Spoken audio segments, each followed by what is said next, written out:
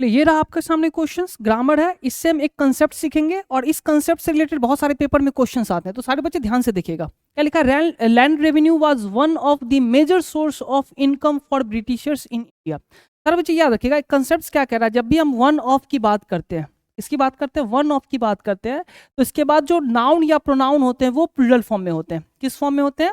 Plural form में। Noun की बात कर लेते हैं या प्रोनाउन की बात करते हैं, दोनों किस फॉर्म में होते हैं? प्लूरल फॉर्म में होते हैं। और ये अपने साथ जो वर्ब लेते हैं वो अपने साथ सिंगुलर वर्ब हम लोग यूज करते हैं। कैसा वर्ब यूज करते हैं? Singular verb. अब कहिएगा सर नाउन और प्रोनाउन तो प्लूरल है, तो वर्ब भी क्या होना चाहिए था? प्लूरल वर्ब होना चाहिए था। लेकिन याद रखिएगा ऑफ प्रीपोजिशन बन जा रहा है, और ये नाउन और प्रोनाउन क्या बन जा रहा है? प्रीपोजिशन का ऑब्जेक्ट बन जा रहा है। तो सब्जेक्ट कौन बनेगा? वन, और वन अपने आप में क्या बनेगा? सिंगुलर। तो यही सिंगुलर सब्जेक्ट होगा तो वर्ब कैसा हो जाएगा? सिंगुलर वर्ब हो जाएगा।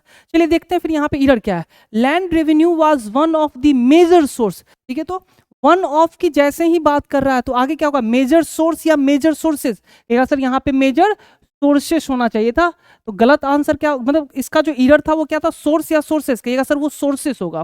तो देखिए, तो ऑप्शन किस ऑप्शन में आ रहा है आपका? ऑप्शन सी में इसका एरर है। क्या हो जाएगा? मेजर सोर्स नहीं, मेजर सोर्सेस। और एक बात बता देते हैं, इसी कंसेप्ट से रिलेटेड आपके सामने ये रहा दूसरा क्वेश्चन, है ना। इसको सारे बच्चे पढ़ना है और इसका आंसर बताना है। कमेंट बॉक्स में आंसर बताइएगा। एक क्वेश्चन ये रहा और दूसरा क्वेश्चन ये रहा।